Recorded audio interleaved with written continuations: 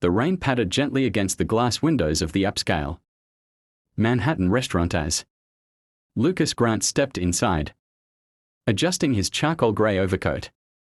He looked every bit the billionaire tech mogul the world knew. Crisp suit, designer shoes, the air of calm confidence that came from having conquered life's battles and emerged triumphant. Yet tonight, his piercing blue eyes held a trace of weariness. The meetings, the media, the pressure, they were all taking their toll. He needed a quiet dinner, alone, before flying back to San Francisco. The hostess recognized him instantly and led him to a discreet corner booth. As he sat down, he barely noticed the waitress who approached.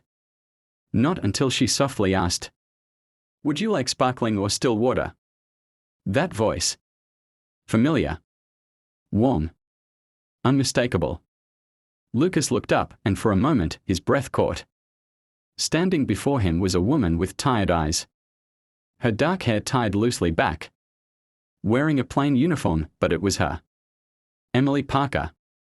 He blinked. Emily. Emily Parker. She looked stunned. Oh. Yes.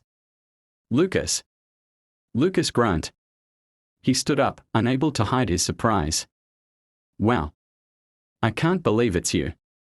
A flicker of something crossed her face. Was it embarrassment? Surprise? Maybe both. She gave a small smile, clearly unsure how to react. I didn't expect to run into you here. Lucas offered a smile. Neither did I. It's been what, 15 years? 16, she corrected gently. Since graduation. He looked her over again, his mind racing. Emily Parker. Back in high school. She was brilliant, sharp, kind-hearted. With dreams of becoming a doctor and working with underserved communities. Everyone admired her, including Lucas. Though he had never confessed the quiet admiration he carried for her back then. But now, here she was, a waitress. In a bustling New York restaurant. A far cry from the life he imagined she would lead. I'll give you a moment, she said quickly, seeming flustered. You probably want to look at the menu.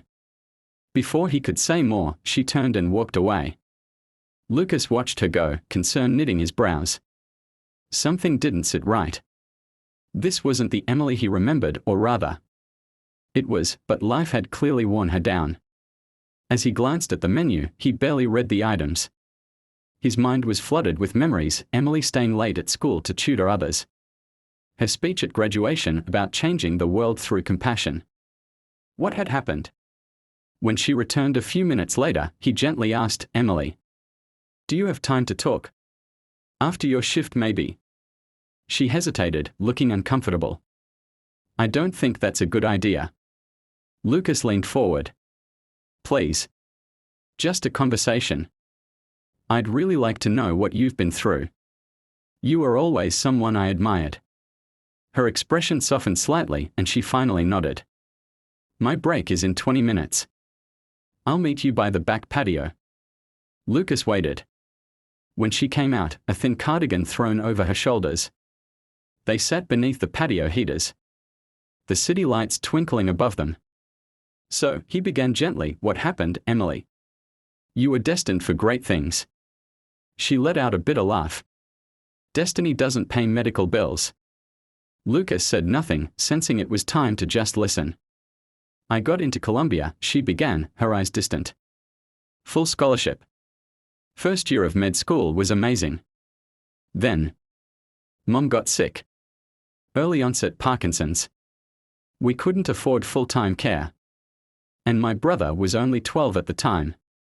Dad had passed away years before. Lucas frowned. You dropped out. I took a leave, she said quietly. Thought it would be for a few months. Turned into a year. Then 2. And by then, the scholarship was gone. Savings gone. I started waitressing to pay the bills. When Mom passed, I still had my brother to take care of. Got him through high school, helped him get into college. He's studying engineering now. Lucas was stunned. All this, and no one had known. She had sacrificed everything, her dreams, her future, for her family. That's incredibly selfless, he finally said. She shrugged. I did what I had to. But what about you? He asked softly. What about your dreams? She looked away. I guess some dreams aren't meant to be. He didn't believe that. Not for a second. But he could see she believed it. And that broke his heart. They talked for another hour. About school, old friends, life's twists and turns. Emily laughed a few times, the same laugh he remembered from their teenage years. But there was sadness behind her smile. A weight in her eyes that no one should carry alone. When they finally stood, she gave him a small wave. It was nice seeing you, Lucas. He nodded. Likewise. And Emily. Thank you. For sharing everything. She left, disappearing back into the noise of the restaurant. But something in Lucas had shifted. 2 weeks later, Emily returned from her shift to find a letter in her mailbox. There was no name on the envelope, just her address. Inside was a neatly folded document and a small note. She unfolded it slowly, confused. The document was a letter of acceptance. To a medical school re-entry program at NYU. With full funding. Every cost covered, tuition, housing, books. She stared at it in disbelief. The note read, Emily. The world still needs the doctor you dreamed of becoming. This time, let me carry the burden you carried alone for so long. No strings attached. LG. Tears welled in her eyes as the paper trembled in her hands. She sat down on her small couch, unable to stop the sobs from coming. No one had ever done something like this for her. No one had believed in her so purely, not for what she could offer, but simply for who she was. Lucas hadn't forgotten her. He hadn't looked down on her. Instead, he'd lifted her up, silently and selflessly. 1 year later, Emily walked across the stage at NYU. Her white coat ceremony marked by pride and promise. In the front row sat her younger brother and, beside him, Lucas Grant, dressed casually. Clapping with a smile that said everything. She walked off stage and hugged him tightly. You did this, she whispered. He shook his head. You did. I just gave the world a nudge. She laughed through her tears. I don't know how to repay you. He looked at her with warmth. Live your dream. Help others. That's all the thanks I need. As they stood side by side, the future looked brighter than ever. Because in a world often ruled by ambition and competition, one quiet act of kindness had changed a life and maybe, through Emily's future patients, thousands more. And in that moment, both of them knew this was only the beginning.